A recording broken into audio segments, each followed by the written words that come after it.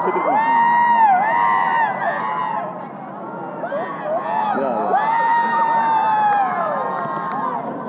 ladies and gentlemen, here we have Mr. Aman, Chartered Accountant, who we are bringing to us journey of an insurance agent in becoming a portfolio advisor. Let's have another round of applause for Mr. Aman.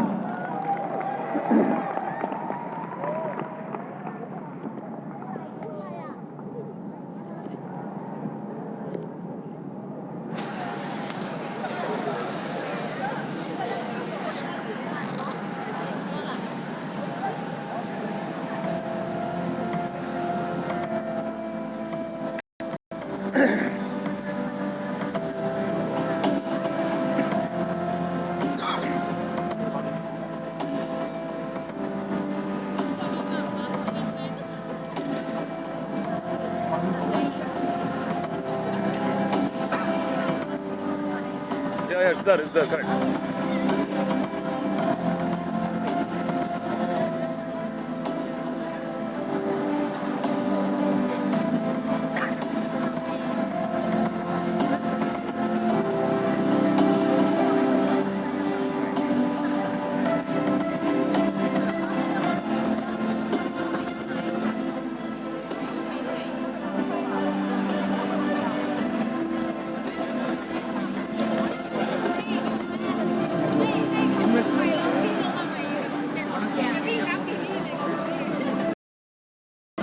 The whole galaxy of audience coming from different parts of the world, and it's equal an opportunity and an honor to be standing on the stage. And I must thank my dear friend Sasi Kumar sir and SK Sami sir to have brought me here on addressing this august audience. My topic of the day is the journey of an insurance agent in becoming a portfolio advisor. Now, point is, while we are speaking about a portfolio has got two things. One is return and one is risk.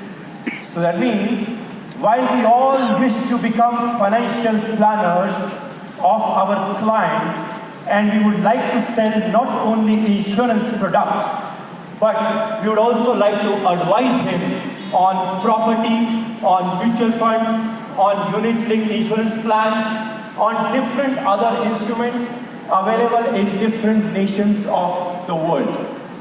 However, if we have to, or we dream to, become a financial planner or a portfolio advisor, we need to know that the portfolio of the client does not have only return as the main criteria.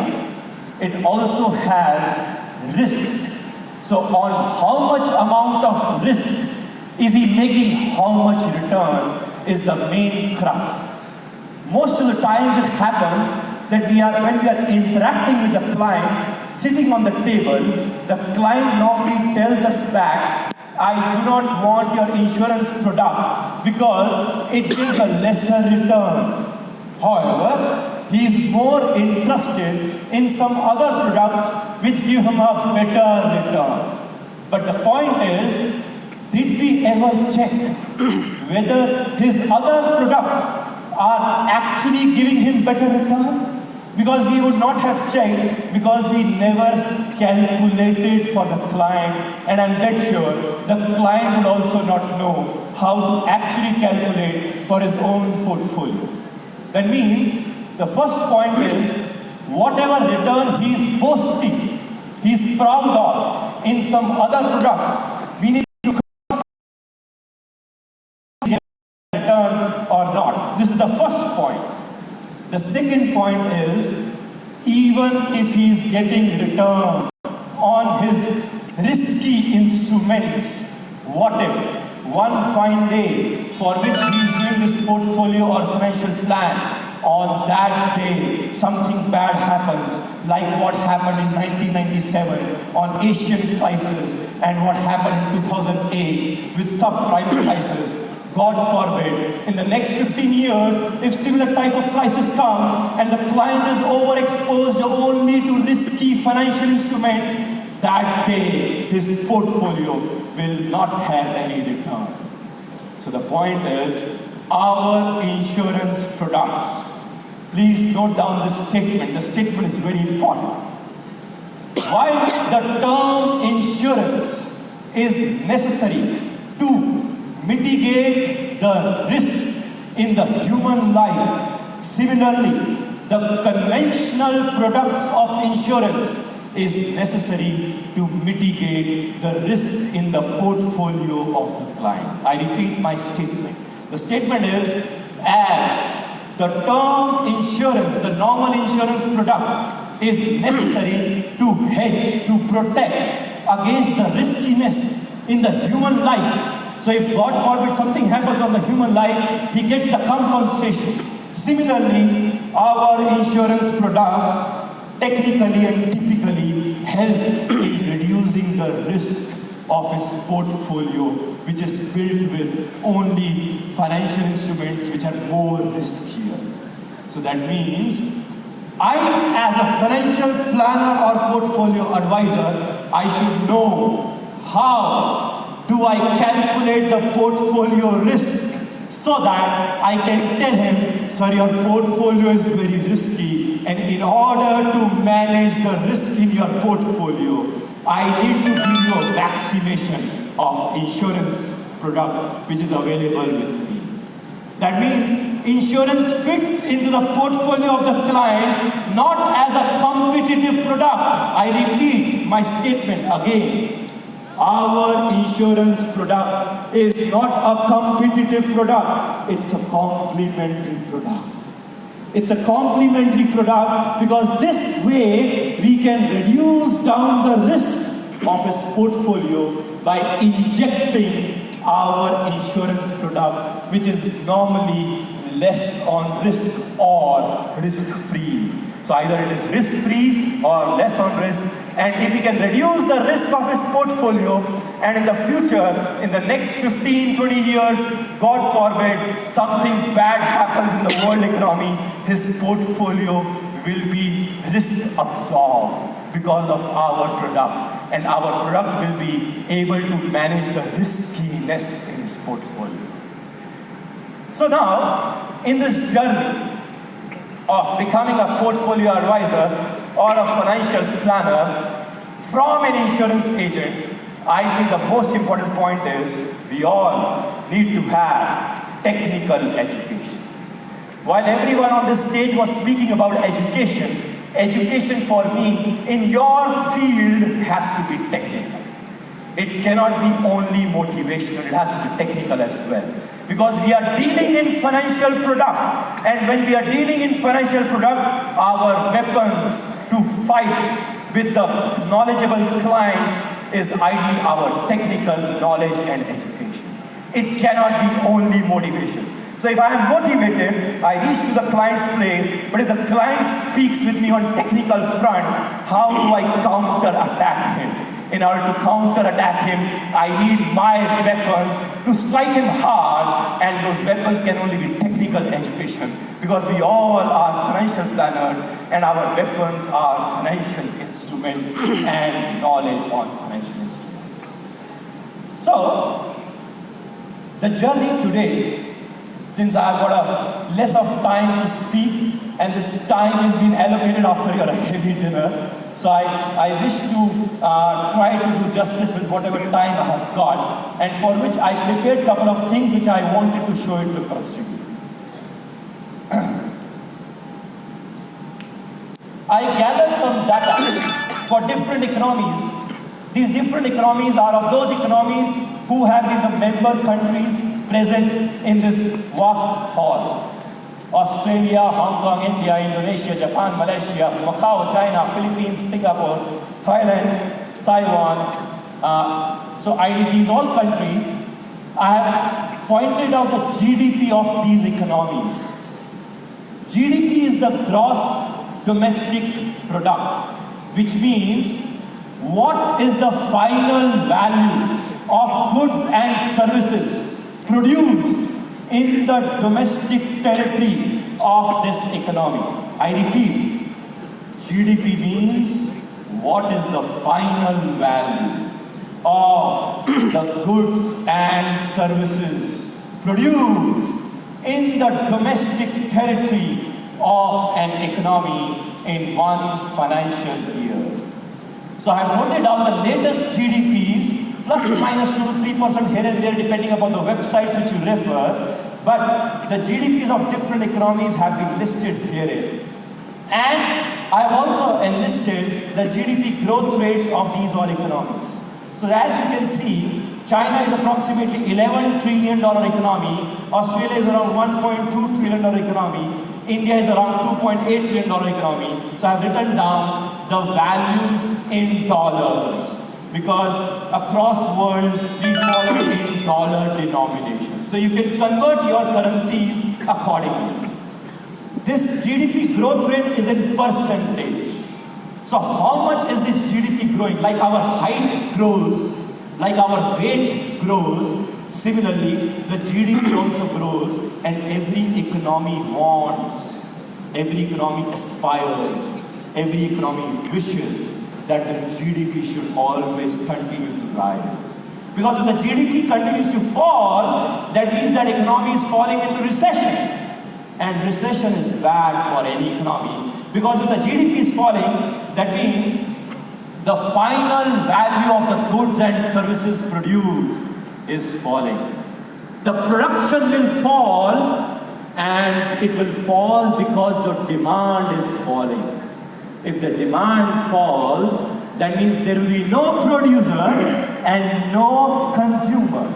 If there is no producer to produce and there is no consumer to consume, the world economy, that economy will crash.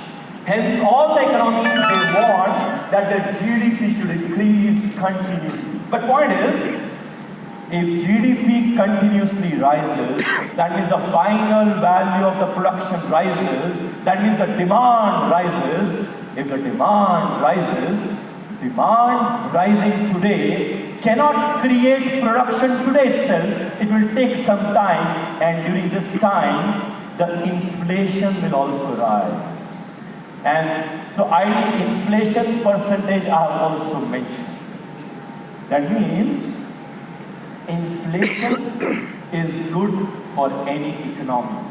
I repeat, inflation is good for any economy, because inflation means that GDP is rising. Why? Because inflation rising, that means demand is rising. If demand is rising, that means production is rising. If production is rising, the final value of goods and services produced in the domestic territory of that economy in one financial year also is rising. That means the GDP is rising.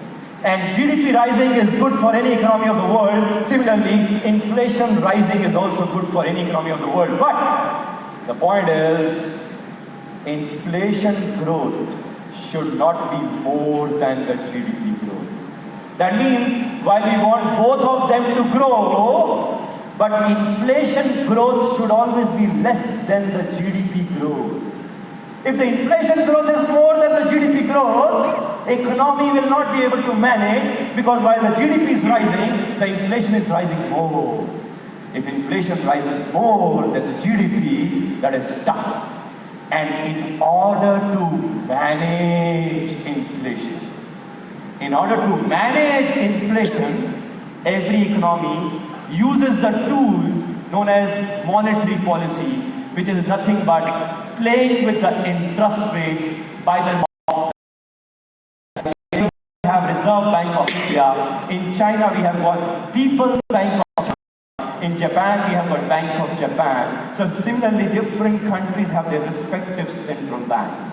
And the central banks try to increase the interest rates or reduce the interest rates depending upon the shape of the world economy, depending upon the shape of their own economy. Just to give you an example, assuming there is no demand, that means no demand, no production. No production, that means GDP is falling. If GDP is falling, that means there is recession. If there is recession, the central bank of that economy will reduce the interest rates. If the interest rates are reduced, the private producers, the industrialists, they will ask for more loan so that they can produce more, they can build up their production capabilities. They ask for more loan because loan is cheap, and they understand that while the loan is cheap, the cost of loan is cheap, then the return on their investment. So they will take the loan from the bank, they will invest in their industry, and so that the world is facing into recession and the economy is facing recession, they are able to produce more at a cheaper price. Which will lead to more production, but more production will only happen with more employment. That means there was no demand, no production. But now the interest rates are down, the private producers want to produce more, they will ask for more labor, more employment.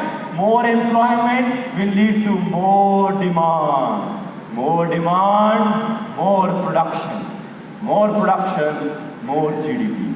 So that means if there is recession, you can note it down, if there is recession, the interest rates fall. If the inflation is low, the interest rates fall. If the inflation is high, it is very good. But if inflation is more than the GDP, the interest rates rise. I repeat. If the inflation is low, the GDP is low, the interest rates are lower down. And if the inflation is high and the inflation is more than the GDP growth rate, the interest rates are increased. The present interest rates of all the economies have been mentioned herein. So, I am giving you a glimpse of the respective index, the market index. I am sure in each of your economy, every investor is more inclined towards investing in stock markets, in share markets. So while in a portfolio, since we are all insurance agents, we wish to become a financial planner or portfolio advisor, within that portfolio, we should understand what is his portfolio looking like. In his portfolio, the foremost thing is normally property or equity. So equity investments is ideally linked with the respective indexes.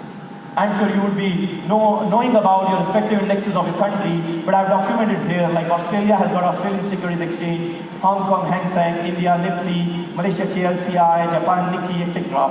And this is the average annual return since the last 9 years.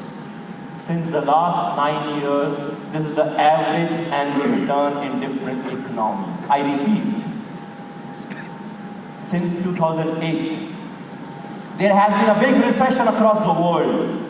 Since there has been a big recession across the world, recession means all the economies' GDPs have been falling. That means the inflations have been falling. That means the interest rates have been falling. And while there has been a big time recession, the market is also very volatile. That means it is going like this. It is not like this. It is never like this. If it is like this, it cannot be like this. But normally it is like this. But it has been like this. That means it has been quite volatile. If the markets are very volatile, the client's portfolio is also bound to be very volatile. Our insurance products are necessary for his client's portfolio so that his volatility in the portfolio can be reduced down. So that means the average return which the clients boast, which they have made on equities, has been quite modest.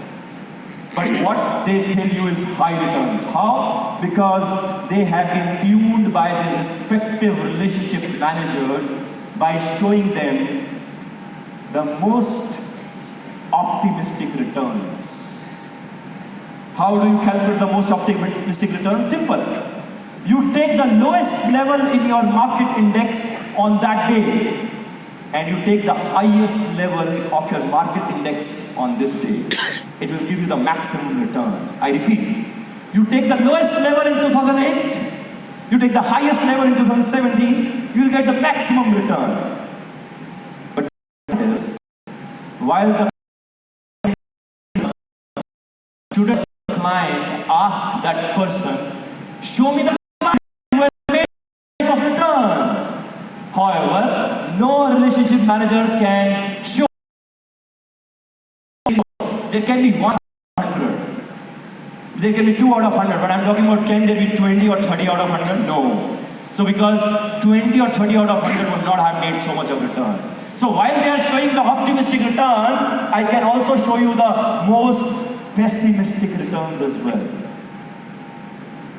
For the last 8 years, that means your money has been completely destroyed every year by 40% every year. Every year, this is per annum return. That means for the last 9 years, you have lost 360% of your capital. 360% of your capital. You don't have 100% of capital, so that means you are minus 260. That means while the client is being shown the optimistic return, you should know how to calculate the most pessimistic return. But how do you calculate unless and until we have technical knowledge to calculate this on Excel sheets? That is very important. That's why I was saying we all need technical education so that we can become a genuine financial planners rather than only on wall writing that we are all financial planners. So point is, while this is the most pessimistic return for different economies, I have included Philippines, Singapore, Thailand, Taiwan, and the rest of the countries present here, Malaysia, Japan, Indonesia, India, Hong Kong, Australia. The people show normally the most optimistic return. This is Taiwan, 92%, Thailand, 172%, and the people say, wow, I would become too huge a risk, a rich guy I can manage. And the normal returns, which actually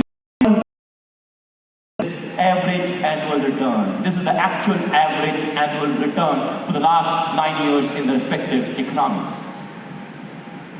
So point is, while we all as an insurance agents trying to sell our insurance by competing with the client, by fighting on the return front, with the riskier investments, those all riskier investments have practically made quite a less amount of return, as you can see. So ideally, if this client would have invested in a risk-free investment, which is ideally a government bond, this is a government bond return, which is a risk-free return. So ideally the government bond yield is the expected return. This is a 10-year government bond. I am taking this data for 10 years because we have been using since 2008. So for the last 10 years, the risk-free return, no risk at all, this is the return. So if there is no risk at all, this is the return. And if we calculate on the second column, this is the actual return which they have made in the last 9 years per annum. So ideally, if he would have invested in the fourth column, which is the risk-free return, he would have made more or almost equal, as you can see. You can see with your own eyes. That means why take so much of risk in investing in riskier instruments when the riskier instruments have not yielded much of return? There might be some exceptions, I accept that. There might be 2 out of 100, 3 out of 100, 4 out of 100. It cannot be 30 out of 100. There cannot be 20 out of 100. If there cannot be 20 or 30 out of 100, there is no point in investing only in riskier instruments. Only riskier instruments will never give you a portfolio return, and your portfolio should have a risk-free return, which can be your conventional insurance products, which are linked with your respective government bonds yield.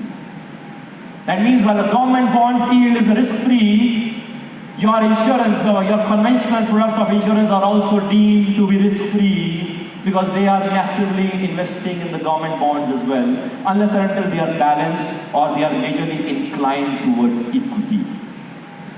So, market premium, the fifth column, as you can see, the formula for market premium is how much extra did the market give you over the risk-free. That means column number 2 minus column number 4. Let me give you a thought process. I am an investor. You come to me, you say, sir, please invest in my product. I ask you, is your product risky? You say, yeah, it's a bit risky. It will give you better return. Good. Because if it is not giving me better return than my risk-free instrument, I am not interested in your instrument. So your instrument better return should be more than the risk-free instrument return. However, the picture here shows you something else. The market risk premium is majorly on negative side, except for a couple of economies like Philippines. Yeah, couple of economies, Philippines and Indonesia. So that means, ideally the client of your respective country should have invested in risk-free instrument and should have safeguarded against the volatility, should have a protected portfolio and sleep well. Why take so much of riskiness when this riskiness is not giving me extra return over and above the risk-free return? There is no point, I don't know. So, point is,